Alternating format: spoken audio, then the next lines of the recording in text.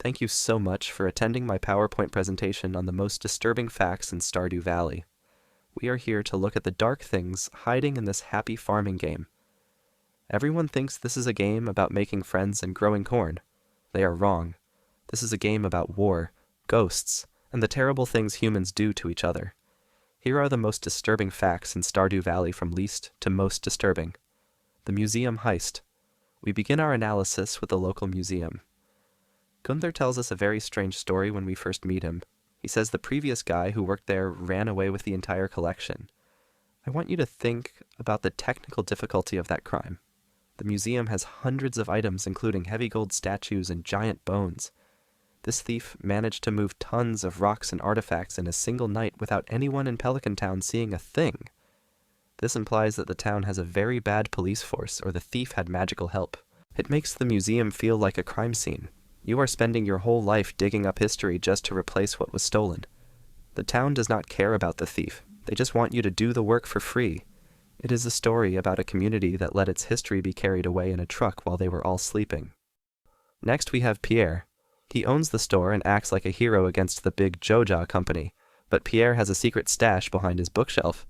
When you find it, he gets terrified. He begs you not to tell his wife, Caroline. The game never tells us what is in that box. It could be anything from illegal items to evidence of a different life. Pierre is also a liar. If you sell him high-quality crops, he tells everyone he grew them. If the crops are bad, he tells everyone they are yours. He is building his business on lies and theft. Talking to Pierre feels like trying to hug a cactus that is also trying to steal your wallet. He is a man who loves money more than his own reputation. The forgotten stepson. Demetrius is a scientist, and he is very smart, but he treats his stepson Sebastian like he does not exist.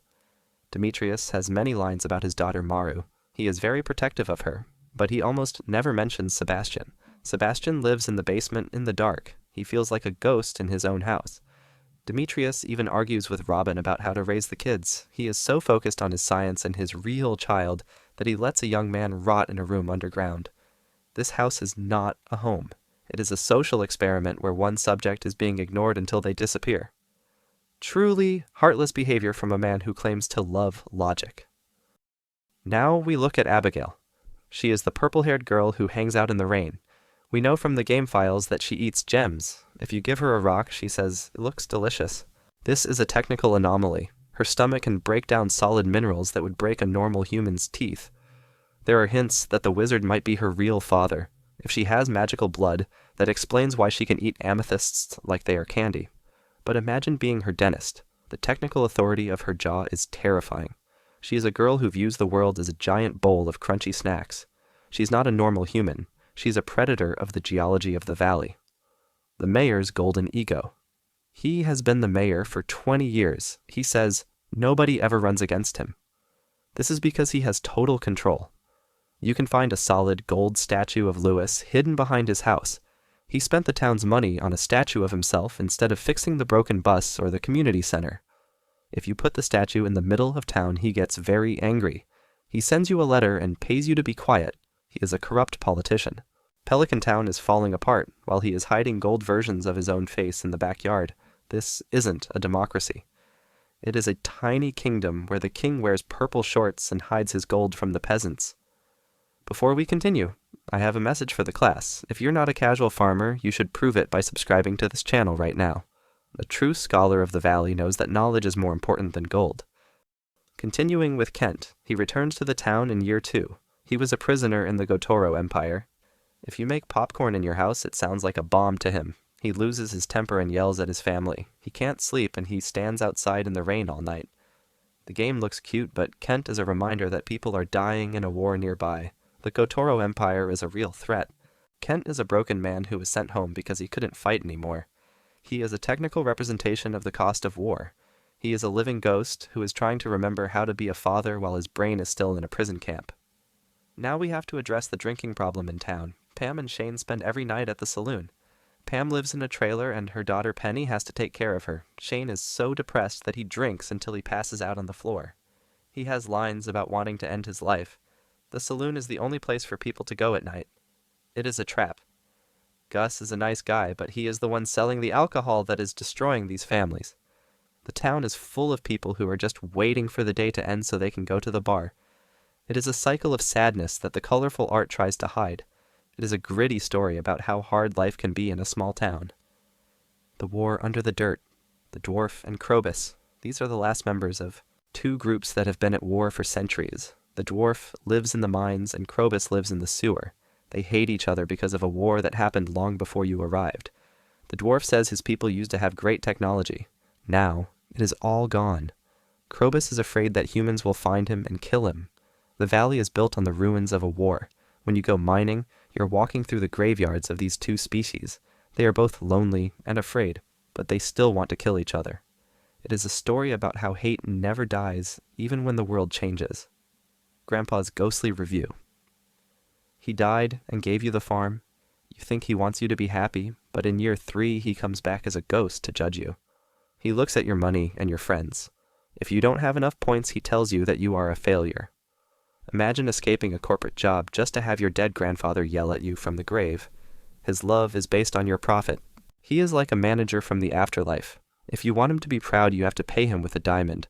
It makes the whole farm feel like a test that you can't fail. You are never truly free from his expectations, even after he is dead. The Widow of Ginger Island. On Ginger Island, you meet Birdie. She lives on a beach far away on Ginger Island. She has been there for years, waiting for her husband to come back. His ship sank right in front of her. She's a technical prisoner of her own grief. You find a locket and give it to her. It makes her remember the man she lost. She's an old woman who will die alone on that beach. The ocean in this game is not just for fishing. It is a giant mouth that swallowed her husband. Birdie's life is a long, slow wait for a ship that will never arrive.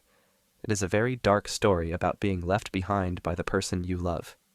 The Secret in the Nightstand. This is a small, but very dark fact. In George and Evelyn's bedroom there is a letter. It is from their daughter, Clara. She says she is with Yoba now. This means Alex's mom is dead. She knew she was going to die, and she wrote a goodbye letter to her parents. Alex thinks his mom is just gone, but the letter proves she died in pain. George is a mean old man because he lost his child. Evelyn is always nice because she is trying to hide the sadness. The house at One River Road is a place where 3 people are living with a giant hole in their hearts. Every cookie Evelyn makes is a tiny bandage on a wound that will never heal. The Harvest of Yoba. Let's talk about religion in Stardew Valley. Yoba is the god of the valley. There is a book in the museum about him. It says Yoba planted a seed and it grew the universe in 11 days. This sounds like a nice story for children. But think about the technical side.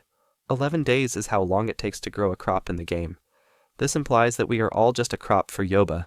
He grew the world so he could harvest it. We are not his children. We are his vegetables. One day the 11 days will be up and Yoba will come with a scythe to take what he grew.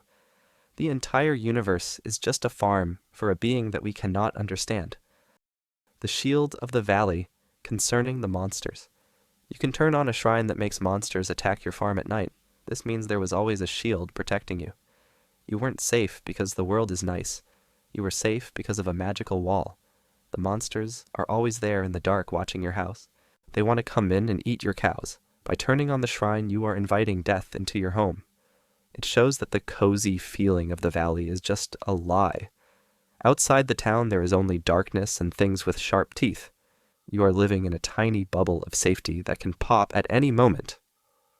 The Forsaken Phone Call. If you have a phone in your house, you might get a call on the 26th of fall. A voice will whisper that you have forsaken them. This only happens if you have gotten rid of your children. It is the spirits of your kids calling you from the other side. They aren't in a happy place.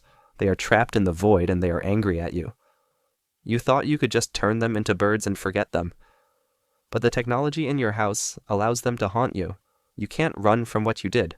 Your house is now a place where the dead call you on the phone to remind you of your sins. Cursed mannequins. You can find these items in the late game. They look like normal furniture, but they aren't. At night, they move. They can change their clothes or move to a different room. They are alive in a very creepy way. They are watching you while you sleep. Imagine waking up and seeing a wooden person standing at the foot of your bed. They are technical anomalies that the game allows to exist. They aren't ghosts. They are pieces of wood that have a mind of their own. It makes your house feel like it belongs to someone else. and you are just the guest they are waiting to kill. The doll in the fire. The ancient doll. You can find these by digging in the dirt. They look like old toys, but if you throw one into the lava in the mines, something happens. A giant, evil version of the doll comes out to fight you. These dolls were used for dark rituals a long time ago. They are filled with bad energy. When you dig them up, you're bringing back an ancient evil. The people who lived in the valley before were into some very dark magic. They made dolls that could kill people. Every time you find one, you should be afraid. It is a toy that was made for murder, and you are just carrying it around in your pocket. We have reached the last slide. This is the darkest fact in the game. You can turn your children into doves. You go to the witch's hut and pay a prismatic shard to make them disappear. This is a technical deletion of a human being. Your wife or husband will forget the kids ever existed. The town will forget too, but you will know the truth. You killed your children because they were in the way. They fly away as birds, and they haunt the valley forever. This isn't a shortcut. It is a choice to become a monster. You are trading your own family for more room to grow pumpkins. It is the ultimate sin in a game that is supposed to be about love. You are a farmer who harvests his own children. And that is the darkest truth of all. Thanks for watching and subscribe.